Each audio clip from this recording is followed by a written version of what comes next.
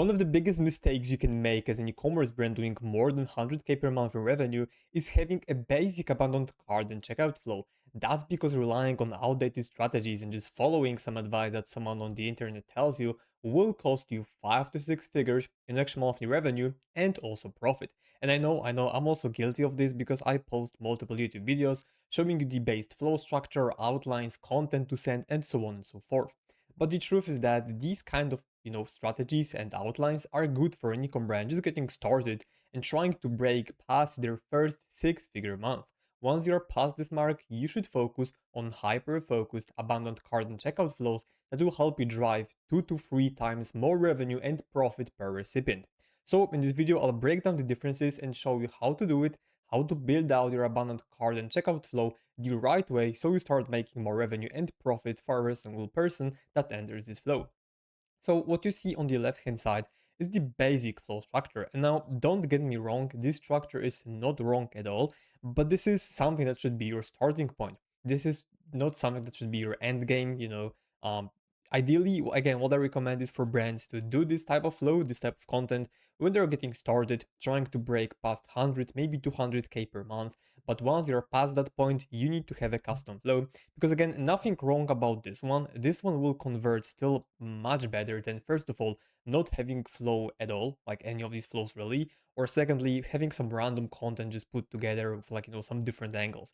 Because this structure, again, is proven to work and it works for multiple brands we worked with. Anytime we implement it, it just pretty much does it. But if you have resources and time, or you just want to scale further and make more revenue from your abandoned cart and checkout flows, you should follow this structure.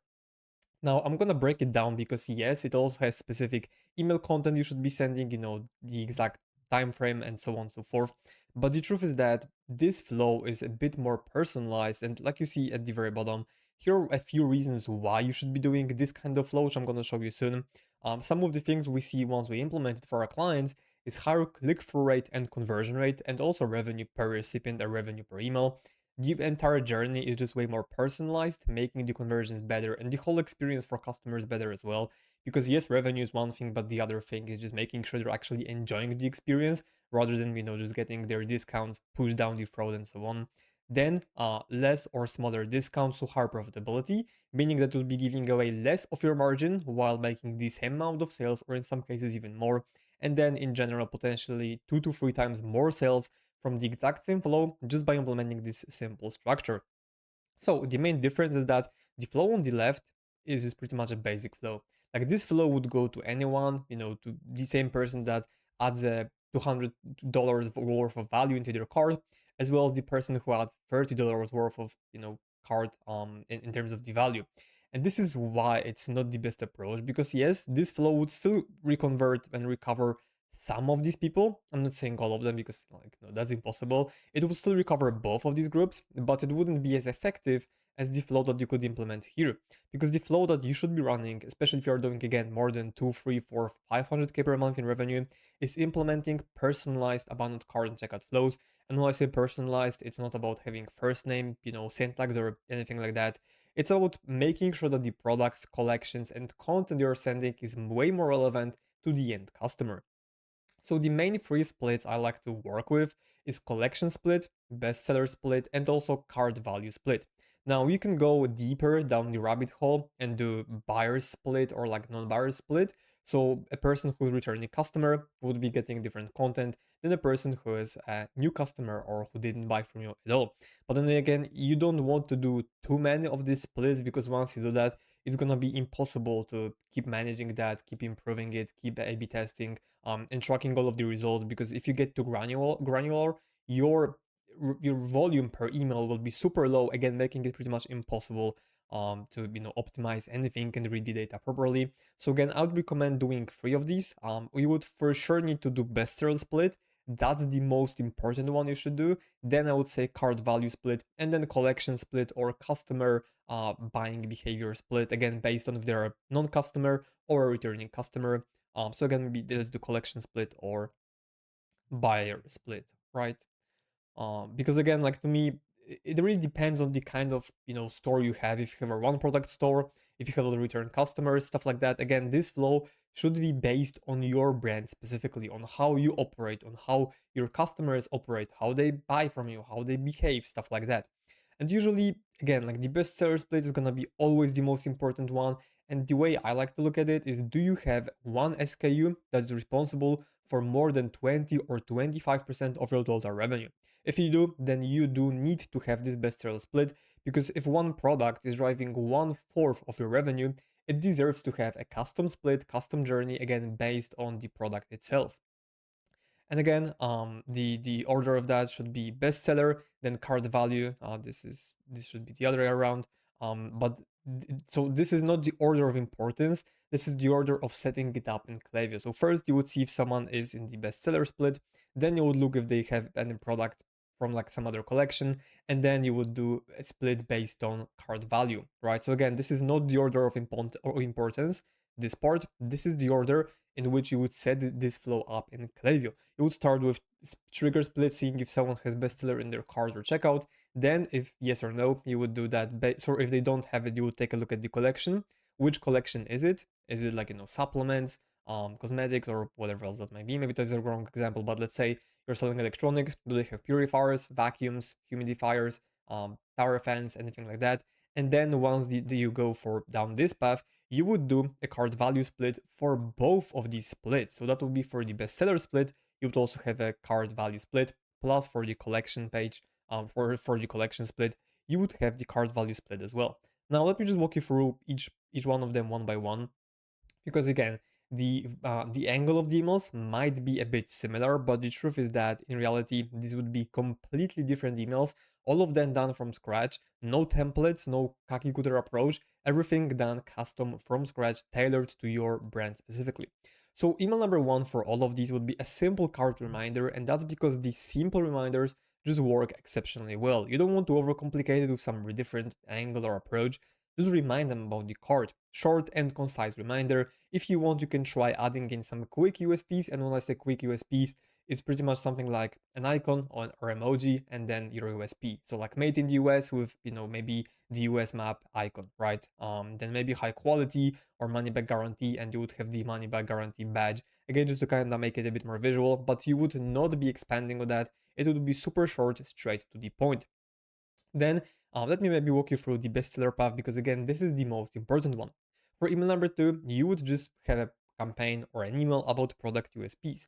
I said that you could use it, or you could use your best campaign as this angle, because if you know that the campaign works, it's most likely gonna work as a cart or checkout email as well, mainly because we're trying to get across USPs for this product specifically. Then you have email number three, which is going to be solving the objections. Again, I didn't give you specific objections on purpose because I don't know what these are. For example, we have a client selling high-ticket items where a shipping fee is going to be $400 to $500. Well, in this case, you would need to cover that and like mention that like, hey, this fee is not just the shipping fee. It's the guarantee of making sure it's delivered, it was broken delivery, and so on and so forth. That's why again, I'm saying that the objections should be covered specifically for your brand. So just list between 1 to 3 objections and cover them with that email. Then for email number 4, you would have an incentive, and I said dollar value versus percentage off, because for example, if your AOV is $600 and you're giving away 10% off, that's $60, which is quite a lot. What you could do instead is A/B test that against dollar value discount, which would be bigger than 10%. And when I say bigger, I'm not saying it's gonna be bigger in terms of dollar value, but in terms of the number value, right? So instead of 10% off, that would be $30 off or $40 off, again, which looks bigger than 10 because 30 is obviously bigger than 10. And you, as a brand owner, are saving $30 in profit margin on every single order if you do it, and if the $30 off performs better, because instead of giving away 10% off, you're giving away $30 off, right? That's why it's so important, and that's why I said that this structure helps you drive more revenue but also profit. And then email number 5 for all of these flows is gonna be last call plus urgency. Again, you don't want to use any fake urgency at all, because that's gonna ruin the trust you've built.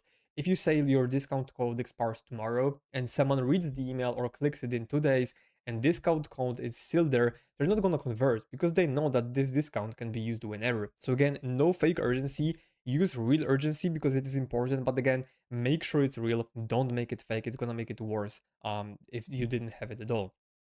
Okay, Now let me cover the cart value split. So for this one, email number 2 should be free shipping information or FAQs plus guarantees.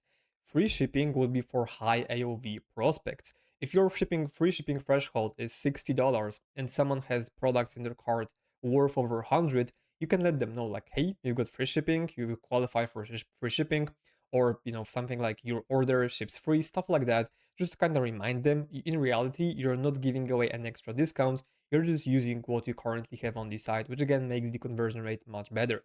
But on the other hand, for low AOV customers or prospects, you want to cover some of the FAQs and guarantees, because usually lower AOV purchase is driven by emotions. So we want to show them guarantees like, hey, if you're worried about that, if you don't know if it's gonna be worth for you, if it's gonna work, we have 105% money back guarantee. You're gonna get your money back no matter what. Okay. So again, you need to kind of know why low AOV people abandon the cart. Usually, it's not gonna be about shipping fee, or it could be, but most important, like in most cases, it's gonna be about something else. So they're just gonna have some other objections. Then email number 3 is gonna be similar to email number 4 in the bestseller split. So again, incentive versus, dollar value versus percentage off. We're sending it as an email number 3 because usually that's like the perfect moment to introduce it. For bestsellers, it's one email later because we want to save on the margin. And usually, if you know that this is your like absolute bestseller, probably price is not the only objection, so we want to cover the other objections first and then move to the price objection if that failed. And again, the incentive should be based on the cart value because that's going to save you margin. Email number 4 for the cart value split should be about your USPs plus remind them about the incentive. And email number 5 already covered that, it should be last call plus urgency. Then for the collection bar split, email number 1 already covered that. Email number 2, it should be your brand USPs because we're talking about the collection or brand in general, not about the specific product. So that's why, again, this email should be about the brand USPs. And you can also introduce bestsellers, especially for these lower AOV people. Introducing bestsellers or bundles can help you drive the AOV up. You can also say like, hey, if you spend over X, you're gonna qualify for free shipping and save Y, which again will help you drive more revenue. Email number 3, same as for cart split value. Email number 4, social proof plus incentive. Because if someone doesn't have the bestseller, they're just shopping on the collection level, you want to show them social proof and kind of build trust a bit more. And then again, remind them about the incentive. And lastly, email number 5 is going to be exactly the same as the not exactly the same. There's the copy and design. It's going to be the same angle as for the other emails. Now, a very important thing is that for email number 4, you want to run multiple A/B tests. So you want, especially for the cart value split and collection bars split, you want to test first of all having this email and then not having it at all. So making the flow end after email number 5 without email number 4. So it would be 1 to 3 as usual, but instead of sending the USPs and then last call, you would send the last call right away. So you would do something like this pretty much, right? That's mainly because some people like they don't really care about, and I know it might sound fun because everyone tells you to send social proof campaigns, myself included. But the truth is that sometimes people don't need social proof. They just need urgency. And that's why we've seen some of these urgency emails work better as email number 4 and making the whole flow shorter than extending it, because the longer you wait to convert someone, the harder it gets because their buying intent is dropping every single hour.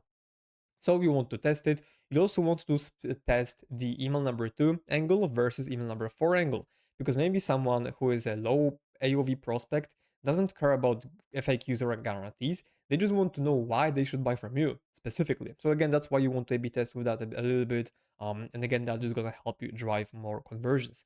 Now, the most important thing about all of these splits is that even if you have one email, the same angle for all of the splits, every single email should be custom. You want to be showing bestseller in the bestseller split, your bestseller only. You don't want to be showing some other products. What you can do as well is, instead of having like a dynamic review section with like, I don't say it's ugly, but with a quite basic product display, product photo, and then a product name display, you can have very nice product shot with some USPs, let's say, and then also with some USP icons, which again is going to help you drive more conversions. So again, this exact flow is going to help you drive 2 to 3 times more revenue and profit. Just make sure to make the copy custom, design custom, and I guarantee it's gonna convert better than this flow. But now, if you need help implementing all of that, me and my team can help you. We've done this for over 60 brands, helped them generate millions of dollars in revenue from email. And if you want our help, just book a call with me using the link below. It's completely free. You'll get a free audit and a 60-day growth roadmap. So again, click it. It's entirely free. We're gonna hop on a quick call and I'll see how we can help you. That's it for this video. I hope you enjoyed it and I'll see you in the next one. Take care.